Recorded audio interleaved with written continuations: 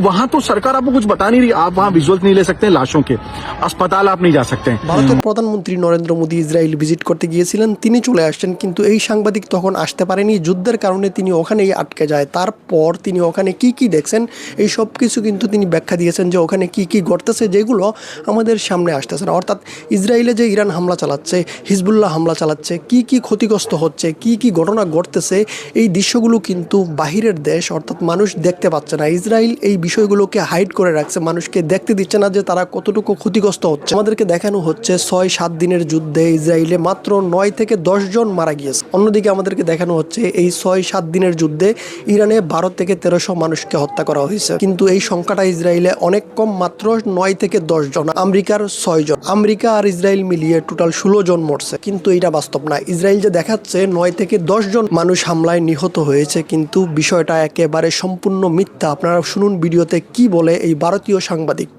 ये कहने की बातें थी कि बंकर बहुत अच्छे होते हैं, 100 फीट गहरे बंकर में हमने देखा कि लोग मर गए वहां पे। ভারতীয় এই সাংবাদিক বলতেছে ইসরায়েলে যতগুলো বাংকার আছে, আমরা সকলেই জানি যে ইসরায়েলি নাগরিকরা সবসময় বাংকারের ভেতরেই থাকে। ইরান থেকে হামলা শুরু হওয়ার সাথে সাথেই ইসরায়েলি সকল নাগরিক গিয়ে বাংকারের ভেতরে ঢুকে যায়। কিন্তু এখানে যে সত্যটা তিনি তুলে ধরলেন ভারতীয় এই সাংবাদিক, তিনি বলতেছেন যে বাংকারের ভেতরেও কিন্তু সুরক্ষিত না, 100 ফিট নিচে বাংকার, তারপরও ইরানের মিসাইলগুলো বাংকারের ভেতরেও কিন্তু গিয়ে হামলা চালাতে সক্ষম হচ্ছে। তাহলে কিভাবে 6-7 দিনের এত ইরানের হামলায় মাত্র 9 থেকে 10 জন ইসরায়েলি নাগরিক মারা গেছে? এটা তো আমার বিশ্বাস হয় না যে এটা আপনারা হবে না এই ভিডিও দেখার পর।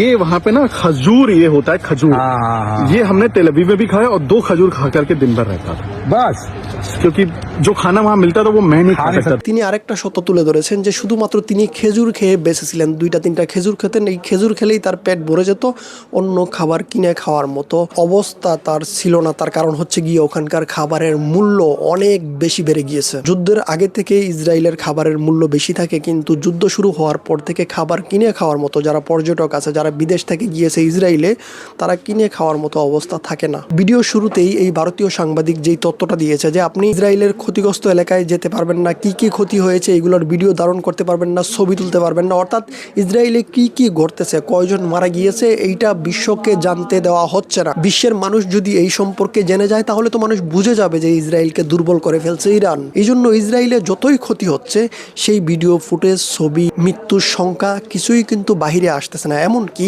ধারণা করা হচ্ছে যে আমেরিকার মাত্র 6 জন সেনা সদস্য মারা গিয়েছে ইরানের হামলায়, কিন্তু না, এর সংখ্যাটা প্রায় 50-এর উপরে হবে। এমনকি ইসরায়েলের প্রায় 2 থেকে 300 হবে। অবশ্যই এইখানে কেউ চাইবে না যে তার দুর্বলতা সম্পর্কে বিশ্বের মানুষ জানুক, ইসরায়েলও চাইবে না যে তার দুর্বলতা বিশ্বের মানুষ দেখুক, আমেরিকাও চাইবে না, যেখানে আমেরিকা সবসময় ফাফরবাজি করে থাকে, আমেরিকাও চাইবে না যে তার দুর্বলতা সম্পর্কে বিশ্বের মানুষ জেনে যাক।